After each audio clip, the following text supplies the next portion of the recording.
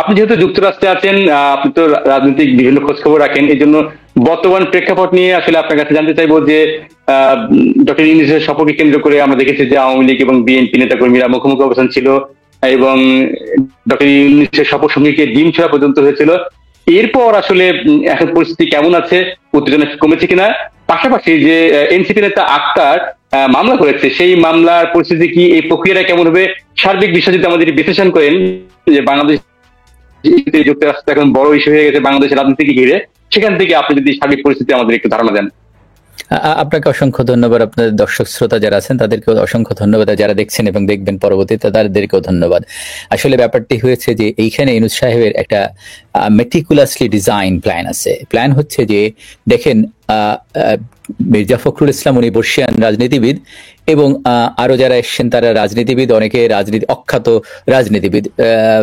আক্তারকে আমি কোনো রাজনীতিবিদই মনে করি না ব্যক্তিগতভাবে, এটা আমার ব্যক্তি অভিমত, অন্যদের অভিমত ভিন্ন হতে পারে। তো এইটা হচ্ছে যে যে উনি তো সরকারের অংশ না, যার যে বর্ষিয়ান রাজনীতিবিদ মির্জা ফখরুল ইসলাম বিএনপির মহাসচিব, ওনার একটা রাজনৈতিক জীবন আছে, উনি সফর সঙ্গী আসেন। কিন্তু বিএনপির নেতারা কেন এই ইউনূসের সফর সঙ্গী হবেন?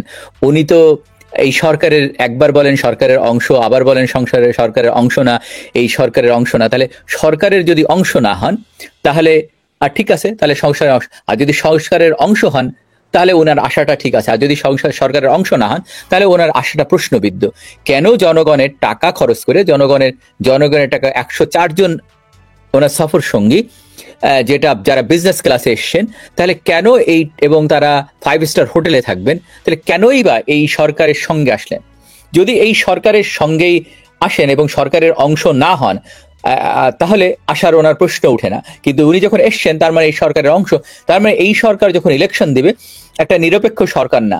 বাংলাদেশের মানুষের মূল দাবি ছিল যে তারা একটা নিরপেক্ষ তত্ত্বাবধায়ক সরকারের আন্ডারে নির্বাচন চায়, যারা নিরপেক্ষভাবে নির্বাচন করবে। আমরা 90-এর দশকে দেখেছি যে যখন শাহাবুদ্দিন সাহেব ক্ষমতায় দিলেন, উনি নিরপেক্ষ ব্যক্তি ছিলেন, উনি সেভাবে নির্বাচন করেছেন। তাহলে ইউনূস সাহেব নিজস্ব একটা রাজনৈতিক দল করেছেন, যেটা হচ্ছে এনসিপি, আর তার সঙ্গে আছে জামাত ইসলামী এবং বিএনপি। কিন্তু বিএনপি এতদিন বলে এসছে যে তারা এই সরকারের কোনো অংশীদারিত্ব নেই, অথচ কেউ কেউ আবার বলেছেন যে না, ভিন্ন, যে না, এই সরকারে তাদেরও অংশীদারিত্ব আছে। যেমন ধরেন, এখন যিনি অ্যাটর্নি জেনারেল আছে উনি বিএনপির লোক, আদিলুর রহমান সাহেব, যিনি বিএনপির জামাত জোট সরকারের সময়ে উনি ডেপুটি অ্যাটর্নি জেনারেল ছিলেন।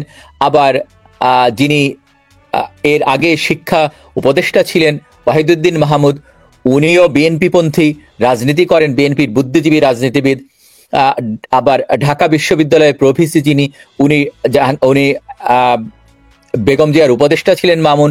আবার ইউজিসির যিনি চেয়ারম্যান ফয়েজ সাহেব, উনিও বিএনপি আমলে ভিসি ছিলেন এবং বিএনপি পন্থী রাজনীতি করেন।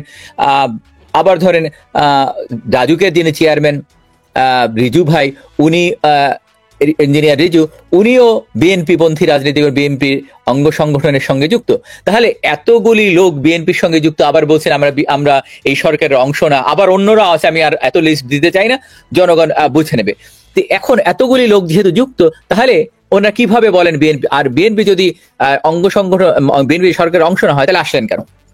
জনগণের এই যে টাকা খরচ হলো, এই টাকা কি আপনার আমার অন্যদের ট্যাক্সের টাকা, তাহলে আসবেন কেন? আর একটা জিনিস দেখেন, এইখানে ইউনূস সাহেব ওনাদেরকে এনেছেন যে জানেন যে উনি যে দেশে যে ভয়াবহ পরিস্থিতির সৃষ্টি করেছেন, যেটা হচ্ছে যে মব কালচার এবং মব ভায়োলেন্সের মাধ্যমে মুক্তিযুদ্ধ এবং মুক্তিযুদ্ধের স্মৃতির সঙ্গে জড়িত যত স্থাপনা আছে এবং মুক্তিযোদ্ধাদের বিভিন্নভাবে অপদস্থ করা, এই কালচার উনি সৃষ্টি করেছেন। সুতরাং মানুষ পৃথিবীর বিভিন্ন জায়গায় যারা মুক্তিযোদ্ধাকে সমর্থন করে, 71-কে সমর্থন করে, তারা এটা প্রতিবাদ করবে।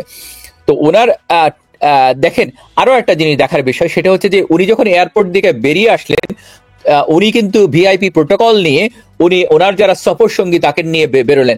আর অন্যদিকে মির্জা ফখরুল ইসলামের মতো একজন রাজনৈতিক ব্যক্তিত্বকে উনি অন্যদিকে ঠেলে দিলেন, কারণ ওনার পরিকল্পনা ছিল যে আওয়ামী লীগ এই যারা বা বিএনপি অথবা জামাত ইসলামের নেতৃবৃন্দকে ডিম মারবে অথবা অন্য কোনো কিছু করতে পারে। কিন্তু আওয়ামী লীগ এইখানে বিচক্ষণতার পরিচয় দিয়েছে। সেটা হচ্ছে তাদেরকে কিন্তু কোনো আক্রমণাত্মক কথা বলেনি, বরঞ্চ বলেছে একটা মহিলা তাকে সম্মান করা হোক। ওয়াইরাজ এই ইউনূস সরকারের আমলে বঙ্গবন্ধুর বাড়িতে যারা ফুল দিয়ে শ্রদ্ধা নিবেদন করে তাদেরকে কিভাবে বিবস্ত্র করা হয়েছে, অথবা বিভিন্ন জায়গায় আপনারা মুরাদনগরে দেখছেন একটা হিন্দু মহিলাকে বিবস্ত্র করে তাকে ধর্ষণ করা হয়েছে। এই ধর্ষণ এবং তার গ্যাং চাচ্ছিল যে একইভাবে আওয়ামী লীগ, কিন্তু আওয়ামী লীগ তো এইরকম না, রাজনৈতিক দল না। আওয়ামী লীগ বাংলাদেশের প্রতিটা আনাচে কানাচে, প্রতিটা পরিবারে, প্রতিটা জায়গায় আওয়ামী লীগ মিশে আছে, এবং বাংলাদেশের জন্মের সঙ্গে যারা যুক্ত তারা এইরকম কাজ করবে না। এবং তার প্রমাণ এটা যে দিয়েছে। হ্যাঁ, ডিম ছুঁড়েছে সেটা আক্তারকে ছুঁড়েছে, আক্তারকে আমি কোন রাজনীতিবিদ মনে করে। এখন আপনার প্রশ্ন ছিল আক্তার যে কেসটা করেছে, তাই না? আক্তার কেস করেছে, করতেই পারে, কিন্তু এটার কোনো কিছু হবে না। এইখানে আক্তার তো আহত হয়নি বা তাকে মারে নাই, থাপ্পড় হাত দিয়ে হয়তো একটা ডিম ছুঁড়েছে, এটা আমার মনে হয় না। কিন্তু আক্তারের বিরুদ্ধে আওয়ামী লীগের এইখানে উচিত, আমি যদি আওয়ামী লীগের নীতি নির্ধারক হতাম তাহলে এখন করতাম যে কাজটা, আমেরিকার প্রচলিত আইনে যেটা ইমিগ্রেশন অ্যান্ড ল এনফোর্সমেন্ট যেটা আছে ইউজি, সেইটা যে কথাগুলি বলে, আপনি যখন এই দেশ ভ্রমণ করবেন বা এই দেশে আসবেন তখন এই দেশের নিয়ম মেনে চলতে হবে। উনি তো নিয়ম বহির্ভূত কাজ করেছেন। যারা, এবং আপনি যদি দেখাতে পারেন তাহলে ভালো হয় একটু, যারা এবং এই এনসিপির নেতা সদস্য সচিব আক্তার, ওরা একটা প্রোটেস্টে অংশগ্রহণ করেছে, আপনারা দেখেছেন, ভিডিও ফুটেজ আছে, এবং সেখানে আওয়ামী লীগ এবং অন্যান্য দেশের অন্যান্যের বিরুদ্ধে স্লোগান দিয়েছে। এইখানে সে অংশগ্রহণ করতে পারে না, পিরিয়ড। এইটা আমেরিকার আইন বহির্ভূত কাজ, এবং তার বিরুদ্ধে যদি আওয়ামী লীগ বা যে কোনো একজন নাগরিক, আপনিও আইস বা immigration border enforcement law enforcement দিয়ে কমপ্লেন করেন, এক্ষুনি তারা তাদেরকে শিকল বেঁধে পাঠাই দিবে, অথবা তাকে অ্যারেস্ট করে নিয়ে যাবে আইস ডিটেনশন সেন্টারে। আওয়ামী লীগের দরকার এখন এই জিনিসটা করা, কারণ এই দুইজনকে এখন, এবং তাদেরকে আর কোনোদিন আমেরিকা বা অন্যান্য দেশে, এই দেশে আমেরিকাতে আসতে পারবে না যদি এইটা আওয়ামী লীগ করতে পারে। আওয়ামী লীগ নেতৃবৃন্দকে বলবো আপনারা এই কাজটা করেন, কারণ সে যে কাজটা করেছে সেইটা আইন পরিপন্থী এই দেশের আইন অনুযায়ী। আপনারা যারা যদি কেউ জানতে চান তাহলে আইসের ওয়েবসাইটে যান অথবা ইমিগ্রেশন ওয়েবসাইটে যান, গুগল করেন, দেখতে পারবেন যে ক্লিয়ারলি বলা আছে যে কোন রকম এইগুলিতে তারা পার্টিসিপেট করতে পারবে না। কিন্তু এই দুইজন যারা এবং আক্তার দুইজনই এটা এই ভায়োলেশন করেছে। সুতরাং এইখানে তারা যেটা মনে করছে কেস দিবে, কেস দিয়ে কি হবে, সে তার তাহলে কেস এখানে মুভ করতে হলে তার এখানে থাকতে হবে, তাই না? তার থাকতে হবে, সে তো থাকতে পারবে না। আর দ্বিতীয়ত যে কেস যখন করবে, কিসের ভিত্তিতে কেস করবে? তিনি আহত হয়েছে, নিহত হয়েছে, অথবা কোনো কিছু হয়েছে, তাকে ডিম মারছে। আর এটা প্রতিবাদের একটা পশ্চাত্যের বিশ্বে, যেহেতু আমাদের দেশে যে মব কালচার ইউনূস সাহেব সৃষ্টি করেছেন, এইখানে এইভাবে প্রতিবাদ হয় না, হয়তো এরকম একটু ছোটখাটো জিনিস হতে পারে। আপনি বলছেন যে যেহেতু তিনি বাংলাদেশ থেকে আমেরিকা গিয়েছেন, ভিসা নিয়ে গেছেন, এবং সে দেশের নিয়ম অনুযায়ী সে কোন রকম বিক্ষোভে অংশগ্রহণ করার কোনো নিয়ম নেই, সেই নিয়মের ব্যত্যয় করেছেন, এবং তার বিরুদ্ধে যদি আওয়ামী লীগ বা যে কেউ যদি মামলা করে তাকে কঠোর আইনের মুখোমুখি হতে হবে, যুক্তরাষ্ট্রের আইনে। এখন প্রশ্ন হচ্ছে, যদি ধরেন যারা এখন প্রবাসী বাংলাদেশিরা আছেন তারা তো বিক্ষোভ করলো আওয়ামী লীগ পন্থী এবং বিএনপি পন্থীরা, তাদের ক্ষেত্রে তো কোনো সমস্যা নেই। সমস্যা শুধুমাত্র যারা এই দেশে বাস করে, যারা বৈধভাবে বাস করে, তাদের বেলায় এটা নাই। Visa consequences participating in political demonstration could be interpreted as a violation of visa term, especially if the protest is against US government policies, arrest or legal trouble. If a arrest turned violent or illegal, blocking road, trespassing, anyone violated, including foreign visitor, can be arrested. Immigration consequences, arrest or charges can be led to visa cancellation, deportation, denial of future entry of the United States. Everything else. All this thing is there. Now someone কেউ এই যারা বাংলাদেশকে ভালোবাসে, ৭১কে ভালোবাসে, তাদের উচিত এখন ইউনূস সহ সবার বিরুদ্ধে একটা কমপ্লেন করা। এই কমপ্লেন করলে, কারণ ইউনূস সাহেবই এদেরকে নিয়ে আসছে, তাহলে ইউনূস সাহেব এইটার ভিতরে ফেসে যাবেন।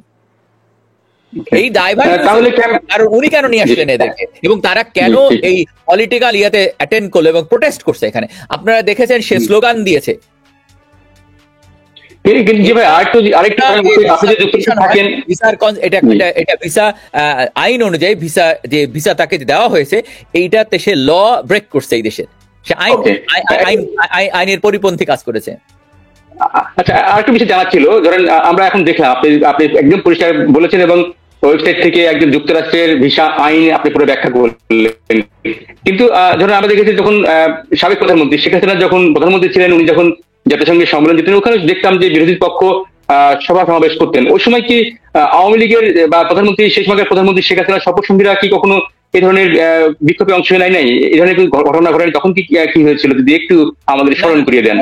তখন আওয়ামী লীগের এইখানে যুক্তরাষ্ট্র আওয়ামী লীগ অথবা যুক্তরাষ্ট্র বিএনপি তখন এটার এগেনস্টে তারা পারমিশন নিয়ে প্রোটেস্ট করেছে। সেই as a citizen, as a legal residence, you have the right to protest, right to speech, freedom of speech, the first amendment.